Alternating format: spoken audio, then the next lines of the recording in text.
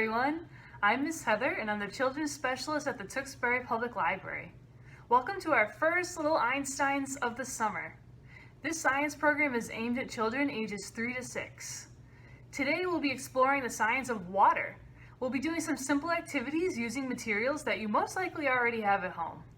We'll be exploring floating and sinking, boat making, porosity, and rain. Let's get started with some floating and sinking. So first, you need a bucket with water. So I have this container here. I filled it up about halfway with some water. And you need some materials to test. You need to see if they float or if they sink. So gather your materials and meet me right back here and we'll get ready and we'll explore floating and sinking. Let's go. Something that's really nice about the Little Einsteins activities is that number one, you don't really need too much at all to do it. And number two, you can do them anytime. It doesn't have to be a formal sit down, okay, let's learn about science. It could just be as informal as if you're out at the pool, if you're in the tub, if you're washing dishes in the sink. You can explore some of the properties of water while you're having some fun or getting some things done that you need to do. Let's get started with some floating and sinking fun. You can create a chart if you would like that's got the object you're going to test, your prediction if you think it'll float or sink, and then what actually happened. Did it float? Did it sink? Did it just kind of sit in the middle? So scientists usually use a recording sheet while they are doing experiments. So I've got my recording sheet right there. So I'll fill that out with all my predictions and then I'll do all my testing.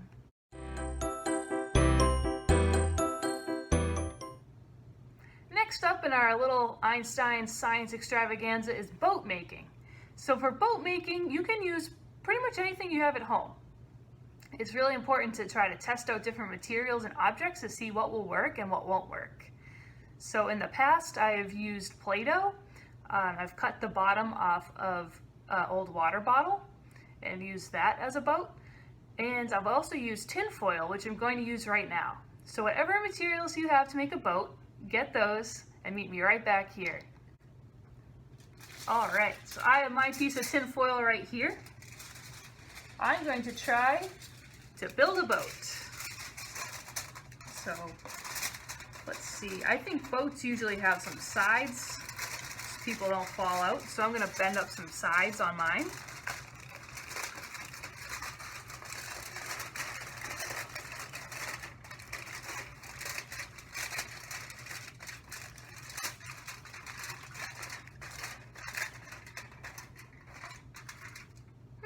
Something like that might work. It floats right on top of the water.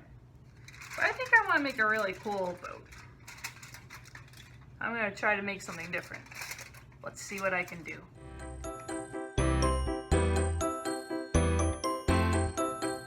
Alright, I'm ready to test my boat. It's got some sides. I tried to make a little point in the front and then some more sides over here. So let's see. Will it float? It sure does.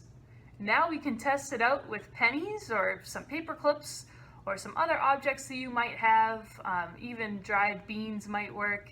And let's see how many pennies our boats can hold up. Let's try it.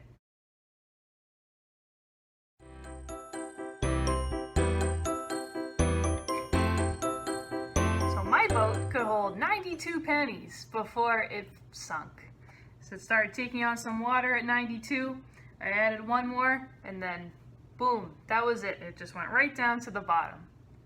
So you can try testing out boats in different shapes, different sizes, different materials to see which of your boats would hold the most pennies or whatever other objects that you tested with.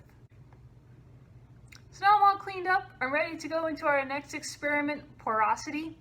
So something that's porous is something that can hold water or fluid. So a sponge is a really good example of something that's porous. So let's test out and see.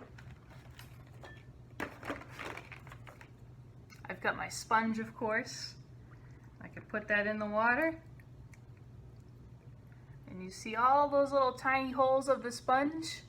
Those are all holding the water. So when I squeeze it, it comes right out. And so let's see some other objects that have holes. This is a strawberry holder.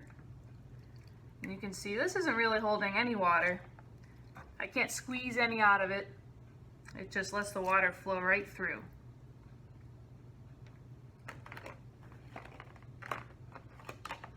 Something else that has the tiny holes in it is a strainer.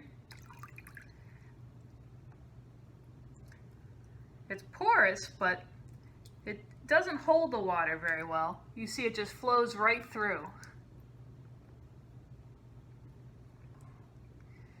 So you can practice testing out objects to see how porous they are, how much water they might hold, and that's a really fun thing to do with all different things around the house. Next up for Little Einsteins today, we have what might be one of my most favorite experiments that we do. This one is about water. So for this one, you need a cup, you need some shaving cream, and you need some food coloring. And so this will show us just what happens before it rains. So we've got the water here, which is like our sky, which is like the air around us. And we've got shaving cream, which is going to represent the clouds in the sky. So you can go ahead and pour that right on the top of your glass. And now we've got a really big cloud there. I hope you can see it. And we've got just our regular, we'll pretend like this is the air around us and the clouds up top.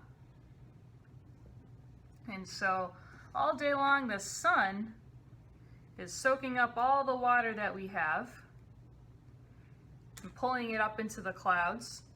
And when the clouds are all filled up with water, it gets too heavy, that's when it rains down to the earth. So let's see. So the food coloring here is going to be like our rain. So it's filling, filling, filling with all of the rainwater, and you can see it starts to rain. You can see it coming right down. So that's what happens when it rains. The clouds get so heavy, they get so filled up with all the water. Let's see if I can bring it a little bit closer. You can see a little better that rainstorm that we created in there. It's pouring. So today at Little Einsteins, we talked about the science of water. We explored floating and sinking. We made a boat. We explored items that are porous and items that are not. And we also talked about rain.